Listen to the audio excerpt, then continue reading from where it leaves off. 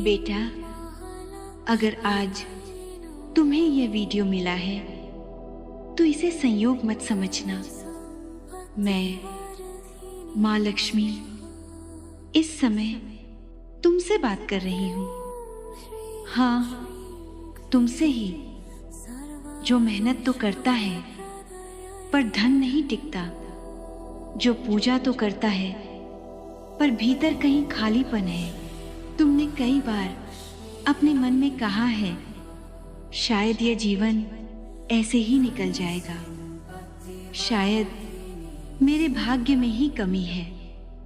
पर बेटा, अगर यह वीडियो तुम्हारी स्क्रीन पर आया है तो इसका अर्थ है अब तुम्हारा समय बदलने वाला है। आज मैं तुम्हें वो 5 गुप्त कल्प देने आई हूं, जिसे अगर तुम सच्चे मन, शुद्ध भाव और धैर्य के साथ करते हो तो तुम वो सब कुछ प्राप्त कर सकते हो जो तुम अपने जीवन में पाना चाहते हो। लेकिन मेरी एक एक शब्द ध्यान से सुनना, क्योंकि इस वीडियो के अंत तक पहुंचते पहुंचते या तो तुम मुझे भूल जाओगे या फिर मैं तुम्हारे जीवन का हिस्सा बन जाऊंगी। पहला है रुद्राक्ष कल्प, यानी धन स्थिरता का कल्प। रुद्राक्ष यह कोई साधारण वस्तु नहीं, यह वह चमत्कारी शक्ति है जो तुम्हारे मन को स्थिर करता है, विचारों को नई दिशा देता है और निर्णयों को मजबूत बनाता है। बेटा, रुद्राक्ष की उत्पत्ति स्वयं भगवान शंकर ने किया है। जब महादेव ने लोक कल्याण के लिए आंखें खोली और फिर ध्यान में गए तो उनके नेत्रों से जो करुणा के अश्रु गिरे वही रुद्राक्ष बने। इसलिए रुद्राक्ष भगवान शिव की साधना भी है और लक्ष्मी के योग्य बनने का मार्ग भी। मैं तुम्हें रुद्राक्ष इसलिए नहीं दे रही कि तुम अमीर बन जाओ, मैं तुम्हें रुद्राक्ष इसलिए दे रही हूं ताकि तुम स्थिर बनो। क्योंकि बेटा, जिस मनुष्य का मन डगमगाता है उसके हाथ में धन भी कांपता है। आज आता है तो कल चला जाता है। तुम में से कितनों ने ये अनुभव किया होगा। कमाई ठीक है, पर महीने के अंत में हाथ खाली हो जाता है। घर में पैसा आता है पर ठहरता नहीं, जैसे कोई अदृश्य शक्ति तिजोरी खोलकर ले जाती हो। वह शक्ति कोई और नहीं, तुम्हारी अपनी अस्थिर ऊर्जा है। रुद्राक्ष शिव का आंसू नहीं है बेटा, रुद्राक्ष संयम का बीज है। जब तुम पंचमुखी या सप्तमुखी रुद्राक्ष शुक्रवार के दिन गंगाजल या शुद्ध जल से स्नान कराकर पीले या लाल वस्त्र में बांधते हो और उसे हाथ में लेकर धीरे से कहते हो, ओम श्रीम ह्रीम श्रीम महालक्ष्मी नमः, तो उसी क्षण से तुम्हारे अंदर चमत्कार होना शुरू हो जाता है। तुम्हारे खर्च के निर्णय बदलने लगते हैं। तुम्हें पता चलने लगता है कहाँ पैसा बह रहा है और कहाँ रुक सकता है। रुद्राक्ष धन नहीं खींचता बेटा, रुद्राक्ष धन को भागने से रोकता है। पर ध्यान रखना, अगर तुम छल से कमाते हो, किसी का हक दबाते हो या माँ, पत्नी या स्त्री का अपमान करते हो तो वही रुद्राक्ष मौन होकर भारी हो जाता है। वह तुम्हें दंड नहीं देता, वह तुम्हें छोड़ देता है। इस कल्प का यही नियम है। सच की कमाई, साफ नीयत और धैर्य।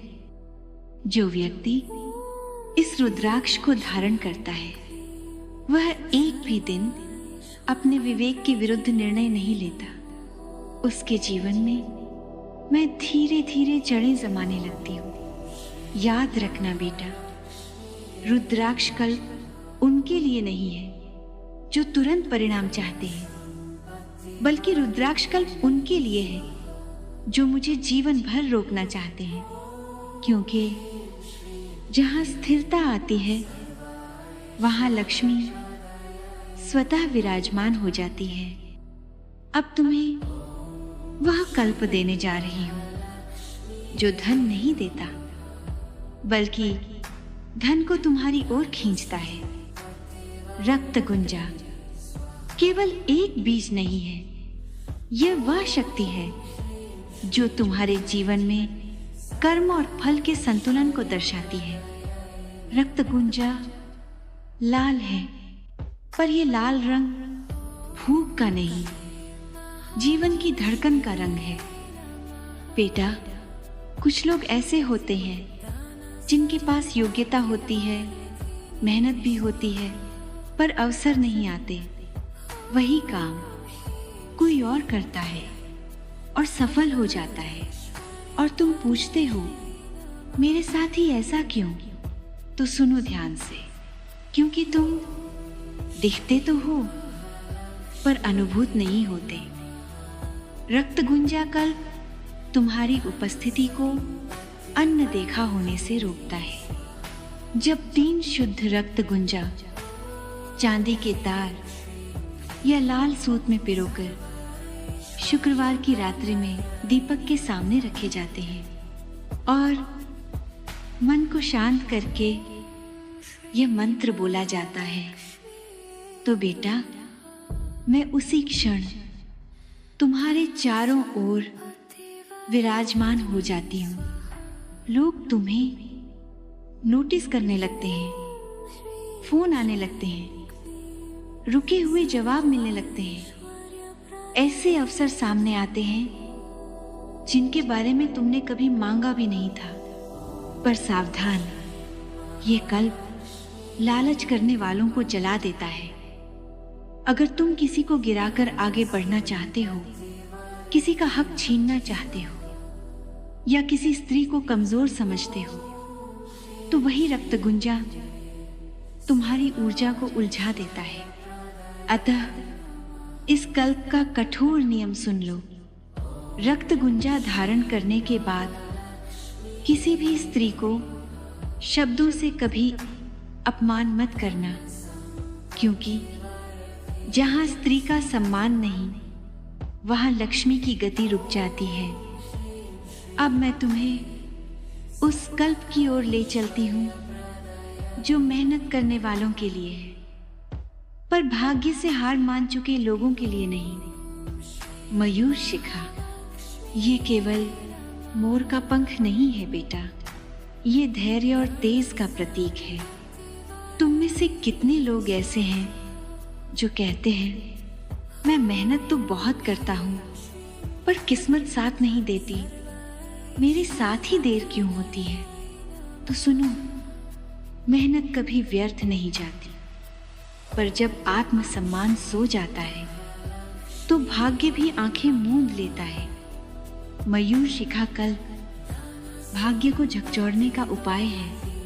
यह भाग्य से लड़ता नहीं, भाग्य को जगाता है। जब शुद्ध मयूर शिखा गुरुवार या शुक्रवार के दिन हल्दी, केसर या चंदन से पूजित होकर पूजा स्थान या तिजोरी में रखी जाती है और मन में केवल एक भाव रखा जाता है, माँ मैं योग्य हूँ, बस थोड़ी सी देर हो गई, तो उसी क्षण मैं तुम्हारे भाग्य में एक नई लकीर खींच देती हूँ।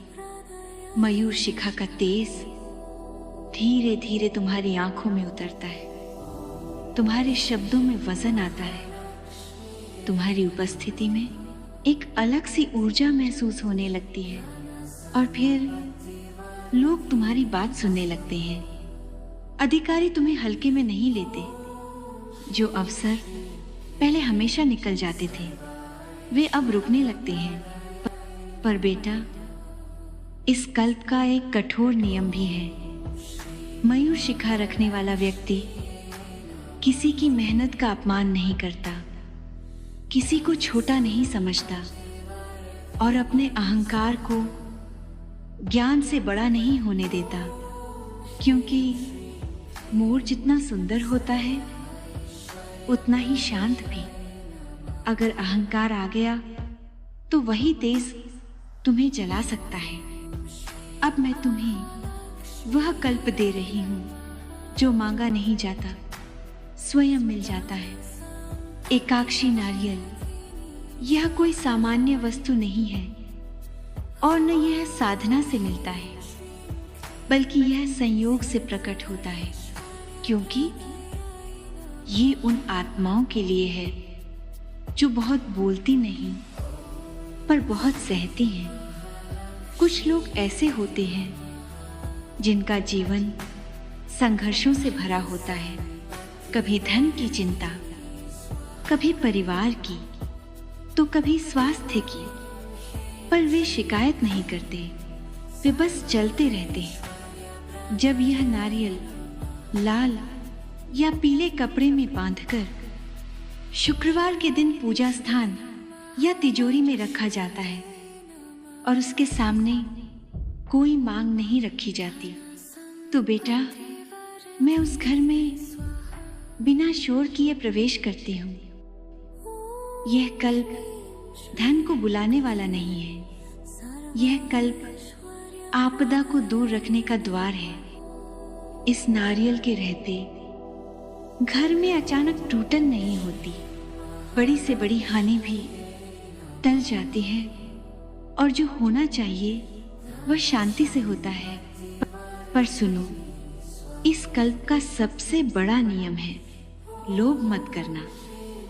अगर तुमने इस नारियल को रखते समय सूची बना ली, इतना पैसा, इतनी तरक्की, इतना लाभ, तो उसी क्षण यह नारियल सिर्फ नारियल रह जाता है, क्योंकि एकाक्षी नारियल इच्छा नहीं सुनता, निष्ठा पहचानता है। अब मैं अंत में तुम्हें सबसे महत्वपूर्ण और सबसे अधिक कल्याणकारी कल्प प्रदान करने जा रही हूं। इससे अधिक उपकारी शक्ति पूरे संसार में नहीं। अतः इसे अत्यंत भक्तिभाव और मर्यादा से ग्रहण करना। ये है दक्षिणावर्ती शंख। यह केवल पूजा की वस्तु नहीं है बेटा, यह राजयोग का संकेत है। यह शंख समुद्र की गहराइयों से उत्पन्न हुआ है और समुद्र की तरह ही धैर्य और विस्तार सिखाता है। जिस प्रकार समुद्र सब कुछ समाहित करता है पर सीमा नहीं तोड़ता, वैसे ही यह शंख जिस घर में भी आता है वहां केवल धन नहीं आता, वहां मर्यादा आती है, संस्कार आते हैं और वहां पीढ़ियों तक चलने वाली समृद्धि की नींव पड़ती है। पर ध्यान रखना, ये शंख किसी की जिद से नहीं आता। ये उसी घर का रास्ता पहचानता है जहां शब्दों में शांति और संबंधों में सम्मान होता है। जब शुक्रवार के दिन दक्षिणावर्ती शंख को शुद्ध जल या गंगा जल से भरकर मेरे सामने अर्पित किया जाता है और फिर घर में शंखनाद होता है, तो बेटा उस क्षण में केवल वर्तमान को नहीं देखती, मैं भविष्य की रक्षा करती हूँ। इस शंख की ध्वनि घर की उन स्मृतियों को भी धो देती है जो झगड़ों, डर और अपमान से बनी होती है। जहाँ वर्षों से अशांति थी, वहाँ धीरे धीरे संयम और स्थिरता आने लगती है। पर इसके भी कठोर नियम सुन लो। दक्षिणावर्ती शंख वाले घर में गाली नहीं, अपमान नहीं, स्त्री का अपमान तो बिल्कुल नहीं होना चाहिए। जिस घर में स्त्री रोती है वहां शंख मौन हो जाता है, और जहां शंख मौन होता है वहां लक्ष्मी नहीं ठहरती। याद रखना बेटा, यह कल्प अकेले तुम्हारे लिए नहीं है, बल्कि यह तुम्हारी कई पीढ़ियों के लिए है। अब तुमने मेरे 5 दिव्य कल्प सुन लिए। ये उपाय नहीं है, ये परीक्षाएं हैं। अगर तुम केवल धन चाहते हो तो इनमें से कोई भी मत करना, लेकिन अगर तुम चाहते हो कि मैं सदैव के लिए तुम्हारे जीवन में ठहर जाऊं, तो पहले अपने भीतर जगह बनाओ। अगर यह ज्ञान तुम्हारे हृदय तक पहुंचा है तो इसे रोकना मत, किसी और तक पहुंचा दो।